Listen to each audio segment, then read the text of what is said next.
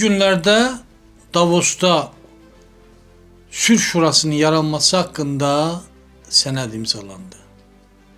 Amerika Birləşmiş Ştatlarından başqa 19 ölkə təsis yığıncağında iştirak elədi və Sülh Şurası'nın nizamnaməsi imzalandı. Əvvəllər bu Sülh Şurası yalnız Qəzza bölgəsində imzalanmış sülh sazişinə əməl olunmasına nəzarət etməli idi. Ancaq indi qəbul olunan nizamnaməyə görə Sülh Şurası təkcə Qəzza bölgəsində deyil, konfliktdə olan yaxud konflikt təhlükəsi olan bölgələrdə sülhü təmin etmək üçün yaradılıb, çevik beynəlxalq orqan kimi yaradılıb, nizamnamədə belə yazılıb və dövlətlər koalisiyasıdır.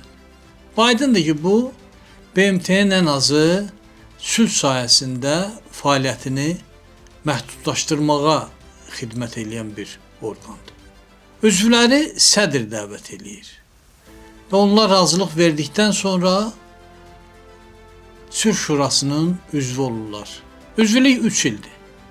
3 ildən sonra sədr bu müddəti uzada bilər, yaxud ikinci halda əgər 1 milyard dollardan artıq vəsait köçürülərsə, onda həmin dövlət Sülh Şurasının daimi üzvü olur.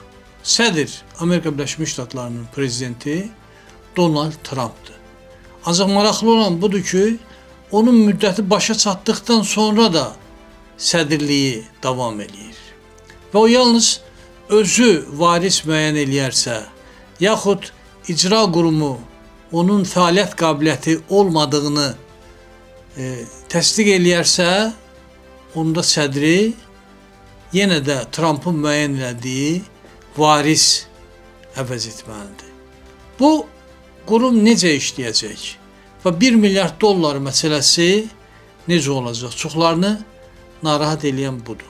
Hələlik yalnız Rusiya bu məbləği ödəməyə hazır olduğunu deyir. Baxmayaraq ki, təsisçilər arasında hələ Rusiya yoxdur, hələ düşünürlər, götür-qoy eləyirlər.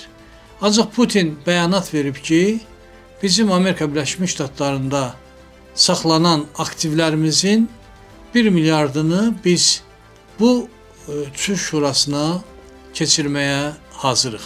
Yerdə qalan məbləği isə Ukrayna müharibəsində zərər çəkmiş ərazilərə yönəltmək olar. Yeri gəlmişkən onu da demək lazımdır ki, Amerika Birləşmiş Ştatlarında Rusiyanın hardasa 5 milyard dollara yaxın vəsaiti var. Digər dövlətlər də bu vəsaiti ödəyəcəklərmi? Trump'ın dediyinə görə bu vəsaiti ödəməyə hazır olan xeyli dövlət var.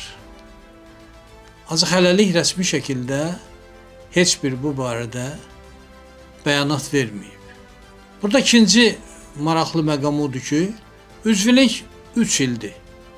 Trump'ın prezidentlik müddəti də 3 ildir. 3 ildən sonra bu müddət bitəcək və bu gün əgər Trump'ın arxasında Amerika Birləşmiş Ştatlarının böyük gücü dayanırsa, o vəzifədən getdikdən sonra belə mötəbər quruma rəhbərlik etməsi təbii ki, çətin olacaq. Çünki qurumun üzvləri dövlət və hökumət başçılarıdır.